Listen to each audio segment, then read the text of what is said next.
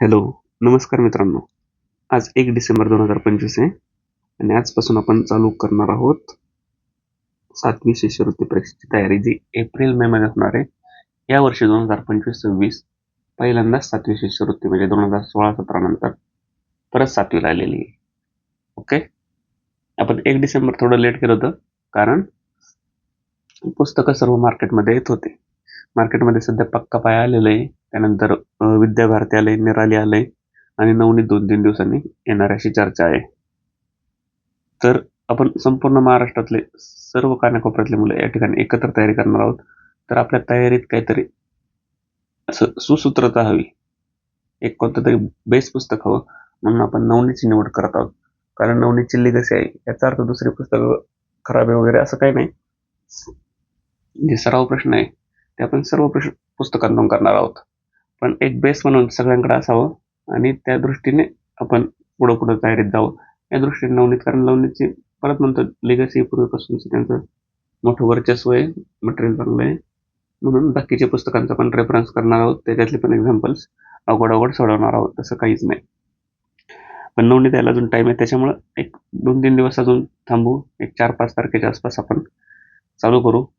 Syllabus होईल का नाही त्याची काळजी करू नका. सिलेबस अतिशय व्यवस्थित 3 महिन्यातच पूर्ण संपलेला असेल. अतिशय कमी तुमच्या नोट्समध्ये तुम्हाला स्वतःच्याच नोट्स पण काढायचे, कदाचित मी पुरवेल, पण स्वतःच्या काढल्यानंतर त्याचा खूप चांगला परिणाम तुम्हाला दीर्घकाळापर्यंत राहील. मी स्वतः BS सर, मी IBPS PO या व्यतिरिक्त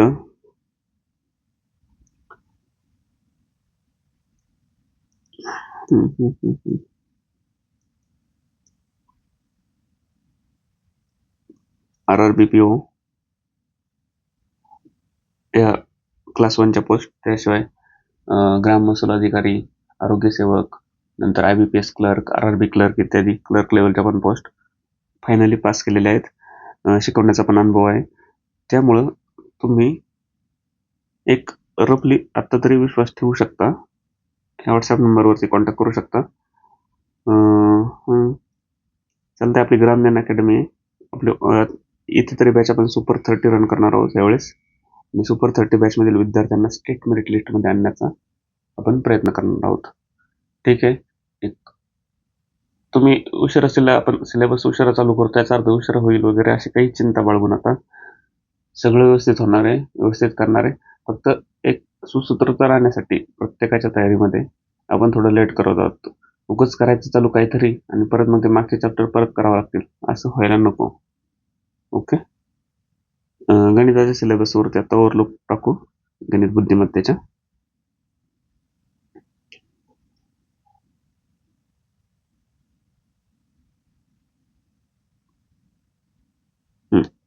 काय म्हणलं या ठिकाणी, हे काय दिलंय, अनुक्रमांक आहे बरं का. एक किती म्हणजे घटकाचे अनुक्रमांक किती घटक आहे असे, 1 घटक, 2 घटक, 3, 4, 5, 6, 7, टोटल 7 घटक आहे आपल्याकडं. घटकाची नावं दिलेत, संख्या ज्ञान, संख्यावरील क्रिया असे, आणि उपघटक आहे त्याच्यातले सब टॉपिक, सब टॉपिक, आणि त्यांचा भारांश म्हणजे वेटेज दिले. एवढे प्रश्नपत्रिकेत असणार आहे. 100 पैकी 8% म्हणजे किती टक्क्याचा अर्थ होतो 8% म्हणजे भागाकाराला 100 प्रश्न असतील तर त्याच्यातले 8 प्रश्न असणार आहे. पण गणिताला तुम्हाला माहिती आहे 75 प्रश्न आहेत, त्या दृष्टीने बघा किती प्रश्न येतील.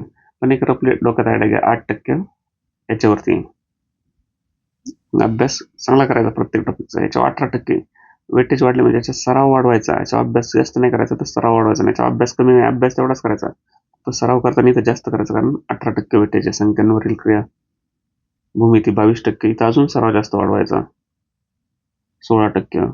सगळं वेटेज जवळपास सारखं. सांख्यिकी 6%, कारण टॉपिक पण दोन्ही छोटे छोटे टॉपिक आहे. 14%, 16%.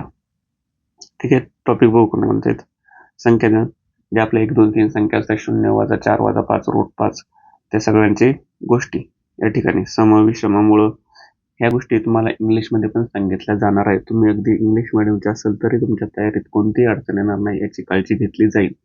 सेमी इंग्लिशवाल्याने तर विषय सोडा, ते मराठीत पेपर देणार आहे, तरी त्यांना प्रत्येक टर्मिनॉलॉजी इंग्लिशमधली सुद्धा सांगितली जाणार आहे. ओके. संख्याज्ञान हे टॉपिक आहे. नंतर संख्यांवरील क्रिया, कसं संख्यांवरती वेगवेगळ्या क्रिया होतात. त्यातलं सरासरी, काळ, काम, वेग, वेळ, गुणोत्तर, प्रमाण व भागीदारी. हे आपण शिकलो का रे, गुणोत्तर व प्रमाण भागीदारी टॉपिक? शिकलो ना, गुणोत्तर व प्रमाण, समप्रमाण, व्यस्त प्रमाण, नंतर भागीदारी, आणि मला वाटते सरळ व्याज. 4 टॉपिक शिकलोय आपण. पहिला, दुसरा, तिसरा, चौथा. सरळ व्याज आहे खाली कुठं? बँक व सरळ व्याज हा टॉपिक शिकलो. म्हणजे आपण ऑलरेडी याच्यातले हे टॉपिक सब टॉपिक झालेत, पण आपले बँक व सरळ व्याज मी हेच करतो आता इथं.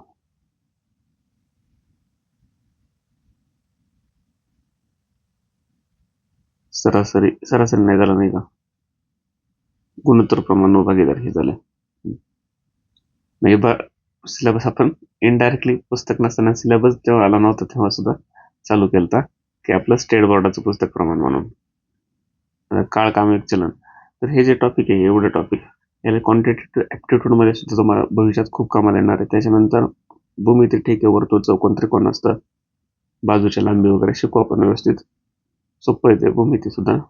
आपण याच्यात परिमिती मोजायची असते, क्षेत्रफळ मोजायचं असतं, घनफळ, पृष्ठफळ मोजायचं असतं, त्याच्यात फरक काय आहे, लांबी मोजायची असते. तर हे टॉपिक सुद्धा आपल्याला पुढं क्वांटिटेटिव्ह ऍप्टिट्यूडच्या व्यतिरिक्त जे परीक्षा होतात तुमच्या तिथं कामाला येणार आहेत. त्यानंतर हे सुद्धा कामाला येणार आहे भविष्यात. हा व्यावहारिक गणिताचा शिकडेवारी, नफा तोटा पूर्ण टॉपिक. म्हणजे हा टॉपिक पकडा तुम्ही, व्यावहारिक गणित. बीजगणिताचा काही पाठ येईल बरं का, सांख्यिकी, महत्त्वमापन, भूमिती नाही येणार. संख्यांवरील क्रियातला हा एवढा पार्ट खाली गोल केला एवढा, किंवा हे लसावी मसावी वर्ग चालणार असेल म्हणजे, किंवा हा अख्ख्या टॉपिक विचारा. म्हणजे तुम्ही भविष्यात संख्याज्ञान सोडून द्या, संख्याज्ञानाचं काही नाही एवढं भविष्यात. पण 11वी-12वीला संख्याज्ञान, परिमेय, अप्रमेय, रॅशनल, इरॅशनल, त्याच्या पलीकडे परत इमॅजिनरी नंबर पण येते तुम्हाला, तो वाचतो. ठीक आहे. तर हे टॉपिक गोल केले त्याचा अर्थ काय माहिती का? हे 18%, इथे लिहितो मी 18% प्लस हे 16, 18 आणि 16 34, 34 आणि 6 40, 40 आणि हे 14, 40 आणि 14 54.